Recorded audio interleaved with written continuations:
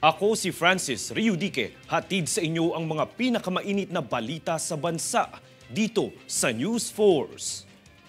Para sa ulo ng mga balita, BMW nakaantabay sa lagay ng mga OFWs kasunod ng pagputok ng bulkan sa Indonesia. Kamara umaasang maipasa sa Senado ang panukala sa pagsulong ng economic tsa-tsa. PBBM at VP Sara, bumaba ang trust at performance rating. Kongreso binuweltahan ng China ukol sa banta ng pang-aaresto sa mga papasok sa teritoryo ng West Philippine Sea. Information drive para sa e-vehicles extended ng 1 linggo. BI nagbabala sa publiko ukol sa paglipanan ng mga scam hubs. Patas at pantay na balita, komprehensibong ulat para sa pulso ng mas. Ito ang News Force.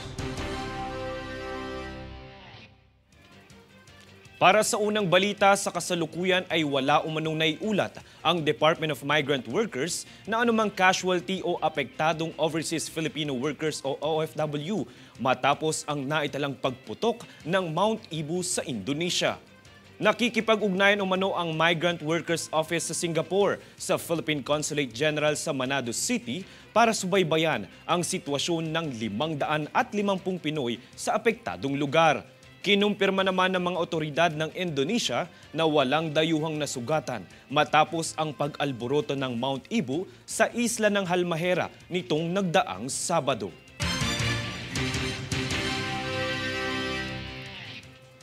Nitong kamakailan lang ay pinangunahan ng Department of Health o DOH na kinatawan ni Assistant Secretary Ariel Valencia ang groundbreaking ceremony para sa bagong 4 na palapag na cardiac center ng Batangas Medical Center.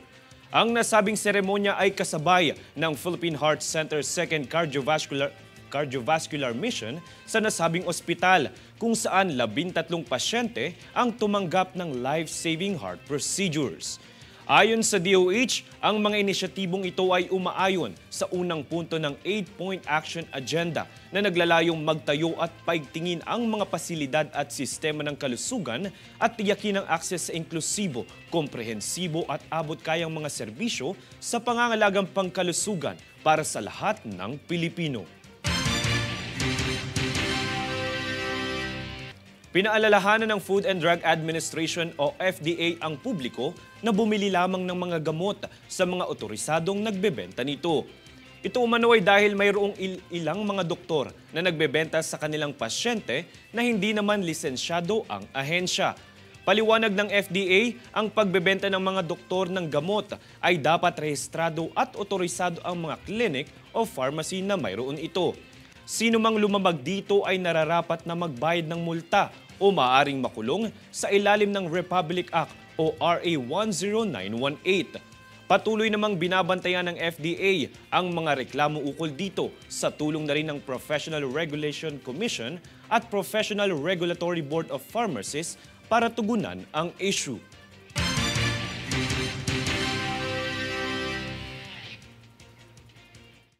Sa hangaring magkaroon ng maluwag na proseso ng transaksyon sa pakikipagkalakalan, edukasyon at pampublikong serbisyo, umaasa ang Kamara na ipasa ng Senado ang panukala sa Resolution of Both Houses No. 6 matapos ang pagpupulong ukol rito. Para sa higit pang detalye, narito si Jade Buhoy. Nananatiling umaasa ang Kamara na ipasa sa Senado ang Resolution of Both Houses No. 6 dahil sa layuning paluwagin ang mga patakarang nasa ilalim ng konstitusyon, partikular na sa aspeto ng kalakalan, edukasyon at serbisyong pampubliko. Bahagi ni Deputy Speaker at Quezon Representative David J.J. Suarez, mayroong malaking porsyento ng pagsang-ayon sa pagpasa ng nasabing panukala. Aniya naiintindihan ng kanilang kampo kung mayroong mga pag-aalinlangan sa sektor ng edukasyon. Ngunit kanya ring iminungkahi ang oportunidad na posible nitong maibahagi sa mga manggagawa. Noong Lunes, inihayag din ni Senador Mig Zubiri na mayroong pag-aatubili sa nasabing pagpasa ng panukala sa economic charter change matapos ang pagpapalit sa liderato ng Senado. Jade Buhoy, nag-uulat para sa One Media Network.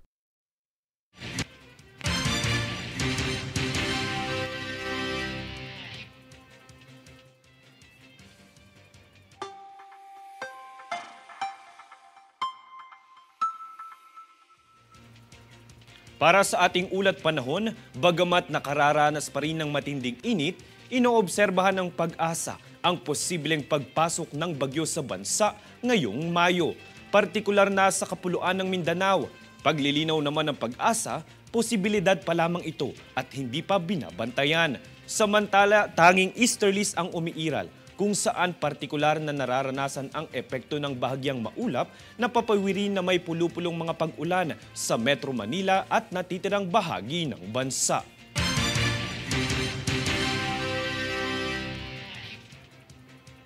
Susunod sa News Force. 20 voting machines pasado sa hardware acceptance test.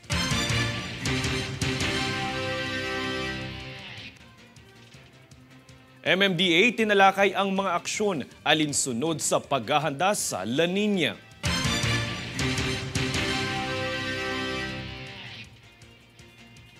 PBBM at VP Sara bumaba ang trust at performance rating. Manatiling nakatutok para sigit pang mga balita sa pagbabalik ng News Force.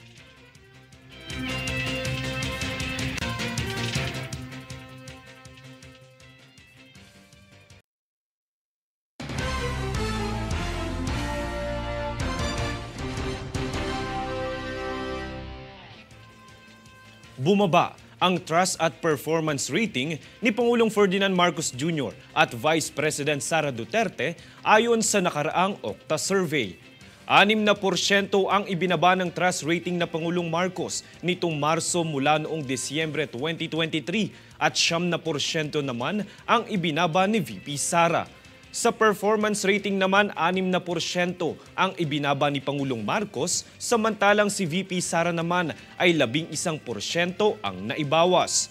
Ang nasabing survey ay isinagawa noong March 24 hanggang 26 na nilahukan ng 1,200 mga Pilipino.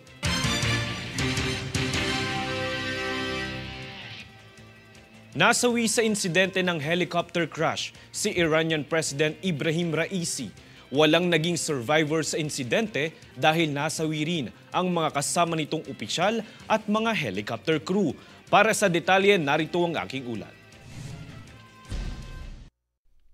Matapos ang mahigit isang araw na paghahanap, natagpuan sa mabundok na bahagi ng East Azerbaijan ang labi ni Iranian President Ebrahim Raisi.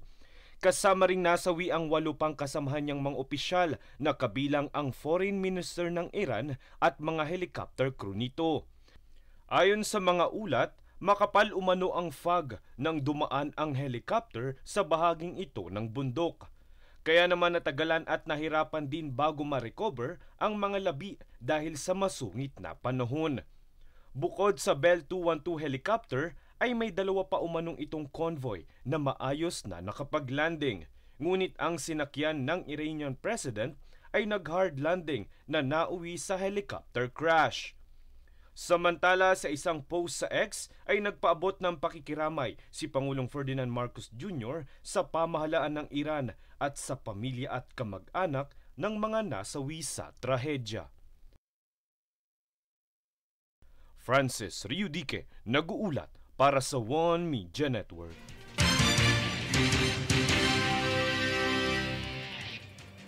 Iginiit ng pamahalaan na dapat ipasawalang bahala na lamang ang banta ng China sa pag-aresto sa umano'y manghihimasok sa kanilang inaangking teritoryo sa West Philippine Sea. Para sa detalye, narito ang ulat. Ayon sa National Security Council o NSC, pinawalang bisa ng 2016 arbitral ruling ang pag-angkin ng China sa West Philippine Sea. Kaya naman ayon kay NSC Assistant Director Jonathan Malaya, walang karapatan ang China na mag-detain ng mga dayuhang papalaot sa nasabing karagatan. Kaya naman nanawagan siya sa ibang karatig na mga estado tulad ng Brunei, Vietnam, Malaysia at Indonesia Aniya, ipagsawalang bahala ang umano'y iligal na polisiya ng China. Dagdag pa ni Malaya na sinang-ayunan din ng PCG, pawang pananakot lamang ang taktikang ito ng China. Matatandaang nailathala ang regulasyong ito ng China noong nakaraang linggo na maaaring i-detain ang sinuman umanong manghimasok sa umano'y teritoryo ng China sa West Philippine Sea. Magiging epektibo umano ito sa Hunyo na pwedeng makulong ang isang individual hanggang sa 60 araw. Matatandaang sinabi ni Pangulong Ferdinand Marcos Jr. na hindi katanggap-tanggap ang nasabing regulasyon ng China. Pagtitiyak ng pamahalaan, poprotektahan nito ang seguridad ng mga Pilipinong mangingisda at iba pang nagsasagawa ng aktibidad sa West Philippine Sea. Kaya naman payo ng pamahalaan, ipagpatuloy lamang ang pangingisda dito dahil pasok naman ito sa exclusive economic zone ng bansa. Francis Riudique, nag-uulat para sa One Media Network.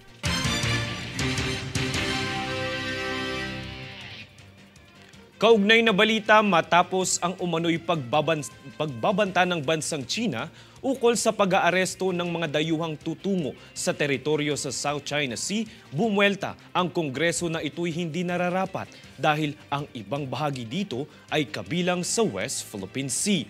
Para sa buong detalye, narito si Jade Buhoy. Nagpulong ang mga namumuno sa Kongreso matapos ang pagbabanta ng bansang China na aarestuhin ang sinumang dayuhang lulusong sa teritoryo ng South China Sea. Ngunit base sa kasunduan, hindi ito matuturing trespassing dahil ang ilang parte rito ay bahagi ng exclusive economic zone ng bansa. Pag-iit ni House Assistant Majority Leader at Zambales 1st District Representative Jay Kong-hoon, ang pinapakitang kilos ng China ay nagdudulot lamang ng tensyon at lubhang nakakaapekto sa kabuhayan ng mga Pilipino na naninirahan rito. Kwenestyon naman ni Deputy Speaker at Quezon 2nd District Representative David J.J. Suarez ang aksyong isinagawa ng China habang nilinaw niyang wala itong karapatan na angkinin ang teritoryong nasa ilalim ng bansa. Payo naman ni Assistant Majority Leader at La Union 1st District Representative Francisco Paulo Ortega V, maiging sumunod sa pandaigdigang patakaran ukol sa teritoryo habang gumagawa ng paraan kung paano maiiwasang palakihin ang gulo. Aniya, kinakailangan sumunod sa direksyon ni Pangulong Bongbong Marcos na ayusin ito sa mapayapa at maayos na paraan upang depensahan ang soberanya ng bansa. Bilang tugon sa mga kasalukuyang banta ng China, sinigurado ni Manila 3rd District Representative Joel Chua ang kaligtasan ng mga mangingisda at seguridad sa Pampang. Nangako din siyang maglalagay ng mga opisyal rito gaya ng PNP Maritime Group at Philippine Coast Guard. Jade Buhoy, nag-uulat para sa One Media Network. Samantala, nakiisa ang Department of Health o DOH sa kamakailang isinagawang bagong Pilipinas Serbisyo Fair sa University of Science and Technology of Southern Philippines sa Cagayan de Oro. Dinaluhan ito ni DOH Undersecretary Maria Francia Laksamana bilang kinatawan ng ahensya. Ibinahagi ng DOH sa mga benepisyaryo nito ang iba't ibang assistive devices gaya ng wheelchairs, crutches, folding walkers at quad canes na nagkakahalaga ng higit sa 70,000 piso. Kabilang din ng 1,874 na serbisyong ibinahagi sa halos 600 individual ang medical at dental na konsultasyon, laboratory test, mobile x-ray, HIV caravan, mga operasyon, pagbabakuna at marami pang iba.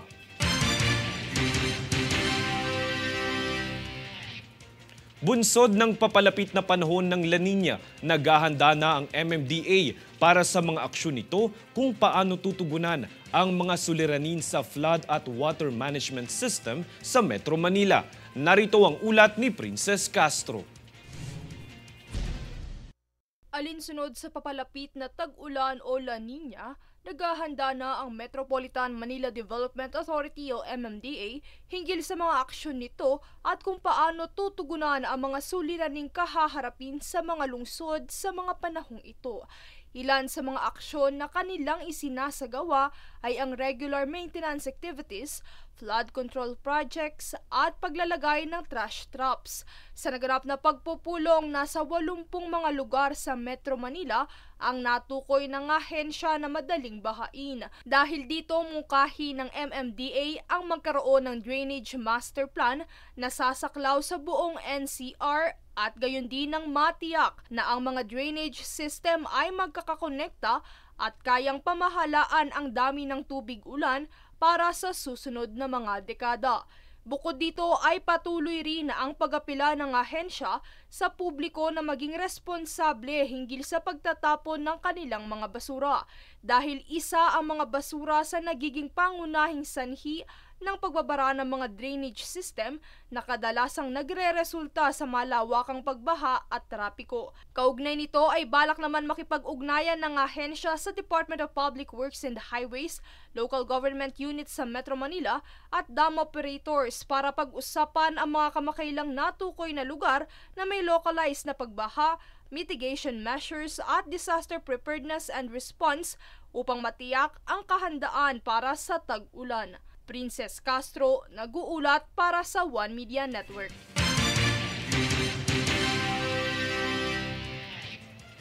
Samantala, pumasa ang unang batch ng 20 automated counting machines o ACMs sa hardware acceptance test na isinagawa ng Commission on Elections, katuwang ang South Korean company na Mirror Systems. Ang mga voting machines na ito ay inaasahang magagamit sa 2025 elections. Pumasa sa naangkop na pamantayan ang mga voting machines na ito. Ito'y ayon sa naging resulta. 3 sa 20 ACM units ang isa sa ilalim sa test configuration para matiyak ang functionality nito sa end-to-end demonstration. Sa bilang nasa mahigit na 1,000 ACM ang planong gawin ng Mirror Systems para sa susunod na halalan.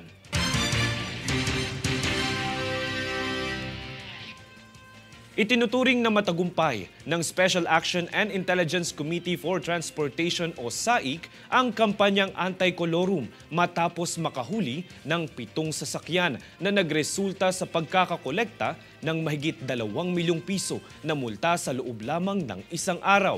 Daniza Lopez para sa balita.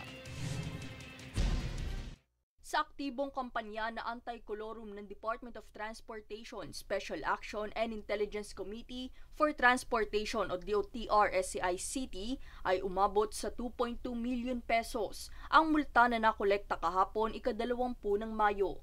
Ang 7 nahuling sasakyan ay kinabibilangan ng 6 na van at isang bus sa Cavite, kung saan ang multa na ipinataw sa mga ito ay nasa 200,000 piso kada van at 1 milyong piso naman sa bus. Itinuturi naman ito ng DOTR bilang matagumpay dahil sa dedikasyon nitong mahuli ang mga iligal at hindi rehistradong pampublikong sasakyan na pumapasada. Patuloy naman ang SCI-City sa paghihikayat sa mga mananakay na maging alerto sa mga sinasakyan dahil sa bantang panganib na dala ng mga colorum na sasakyan.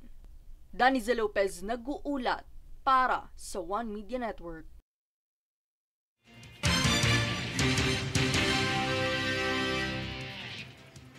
Susunod sa News Force. PCG nagsagawa ng coastal cleanup sa Albay.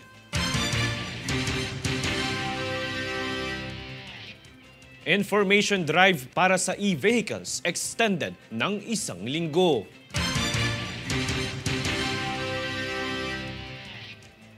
PNP-ACG nagbabala ukol sa charity scams. Manatiling nakatutok para sa higit pang mga balita sa pagbabalik ng News Force.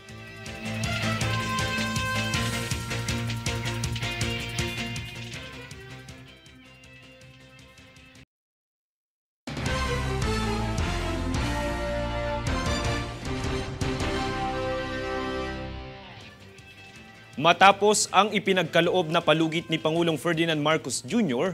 noong nakarang Sabado, extended ng 1 linggo ang information campaign hinggil sa pagbabawal sa mga electronic vehicles at iba pang kaugnay ng mga sasakyan na dumaan sa national roads sa Metro Manila.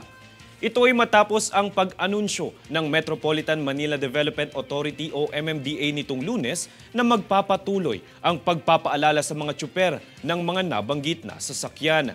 Ang palugid na ito rin ang ilalaan na panahon sa mga driver upang sumunod sa alinman sa pagpaparehistro o pagkuha ng lisensya sa pagmamaneho.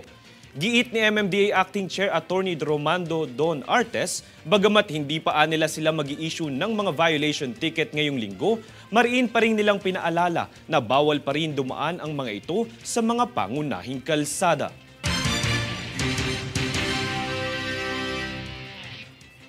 Nagsagawa ng underwater cleanup ang Philippine Coast Guard o PCG na tinawag na Scuba Surero at Coastal Cleanup sa Barangay Lamba, Legazpi City sa Albay nitong kamakailan. Ito umano ay bilang pakikiisa sa Oceans Month. Sa nasabing aktibidad ay nakakolekta ang mga kalahok ng ahensya na 100 na mga sako ng non-biodegradable waste materials sa kahabaan ng 300-meter shoreline. Bukod sa lokal na komunidad, ay nakaisa rin sa Marine Environment Protection Initiative na ito ang mga kinatawan ng Philippine National Police Legazpi at Naval Forces Southern Luzon.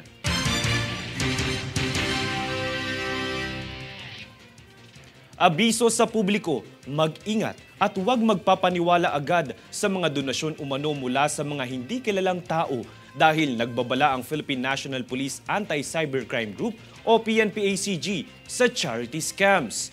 Alamin natin yan mula kay Daniza Lopez. Pinag-iingat ng Philippine National Police Anti-Cybercrime Group o PNP-ACG ang publiko ukol sa mga charity scammer na pinagsasamantalahan ang kabutihan ng tao na nais linlangin ito.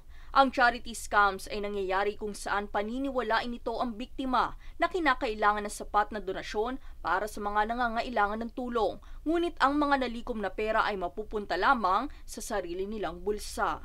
Ang ganitong klase ng scam ay madalas na ginagamit sa mga natural disaster at ibang emergency para lubos na paniwalain ang kabutihang loob na taglay ng isang biktima. Kaya't payo ng PNP-ACG ay maging makilati sa mga organisasyon na nanghihingi ng tulong at manghingi ng sapat na dahilan at impormasyon para lubusang matukoy kung ito ba ay lehitimo. Inabisuhan din ito ang publiko na suriin din ang mga solicit na ginagawa ng mga individual o grupo at mga mensaheng maaaring matanggap mula sa email at mga bahay-bahay. Daniza Lopez, nag-uulat para sa One Media Network.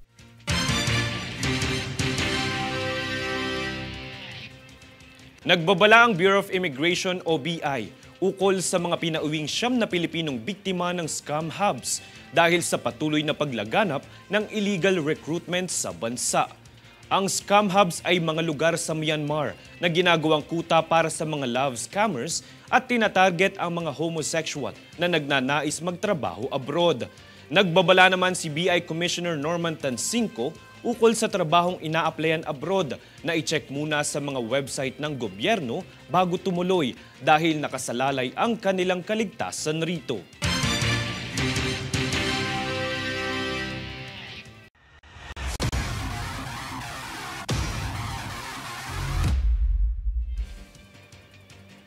Para naman sa larong pampalakasan, sa pagbubukas ng kauna-unahang MMDA Cup 2024 ngayong araw sa PhilOil Arena San Juan City, ilan sa mga star player ng mga universidad sa Kamaynilaan ang dumalo para sumuporta sa laro ng mga koponan ng Metro Manila LGUs at mga kalahok na ahensya ng gobyerno.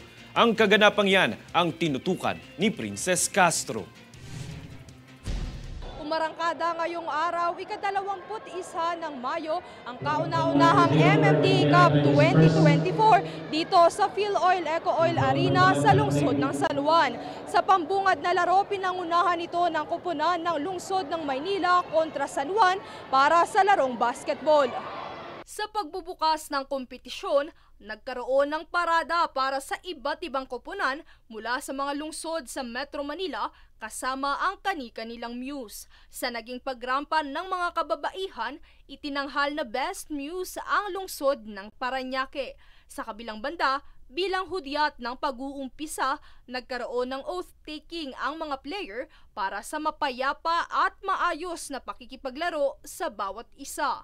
Bukod sa mga kinatawan, isa rin sa mga inabangan ay ang mga university star player mula sa UAAP Men's Basketball and Volleyball Team na pinangunahan ni University of the Philippines basketball star player Richie Rivero, kasama sina UAAP Season 86 Men's Volleyball MVP at star player ng National University na si Joshua Retamar at De La Salle University forward JC Macalalag.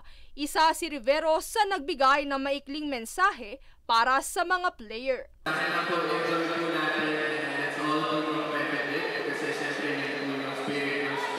Kabilang din sa mga sumuporta sa kaganapan ang basketball coach ng University of Santo Tomas at former professional basketball player Pido Harencio na nagpaabot din ng mensahe.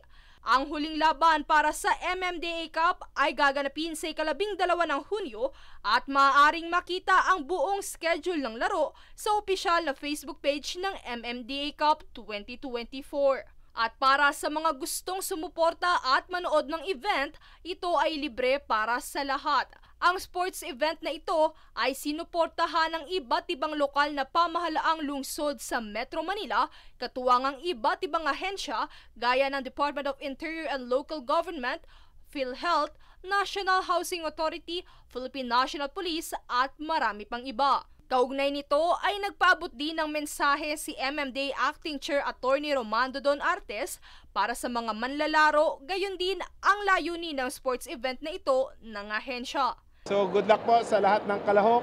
Sana po maging sports po lamang tayo, wala pong mag-aaway at maganda pong hakbang ito para i-promote po ang health and healthy lifestyle.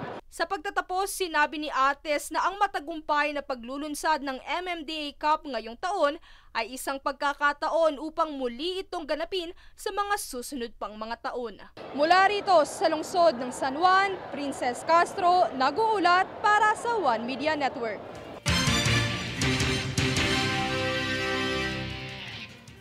At narito ang mga recap ng mga nagbabagang balita ngayon. Para sa ulo ng mga balita, BMW nakaantabay sa lagay ng mga OFWs kasunod ng pagputok ng bulkan sa Indonesia. Kamara umaasang maipasa sa Senado ang panukala sa pagsulong ng economic tsa-tsa. PBBM at VP Sara bumaba ang trust at performance rating. Kongreso binuweltahan ng China ukol sa banta ng pang-aaresto sa mga papasok sa teritoryo ng West Philippine Sea. Information drive para sa e-vehicles extended ng 1 linggo. BI nagbabala sa publiko ukol sa paglipanan ng mga scam hubs. Patas at pantay na balita, komprehensibong ulat para sa pulso ng mas. Ito ang News Force. At yan ang mga pinakamainit na mga balita ngayong araw. Manatiling nakatutok sa aming mga ulat at updates sa aming Facebook page, facebook.com/OneMediaNetwork. Ako si Francis Riudique at ito ang News Force.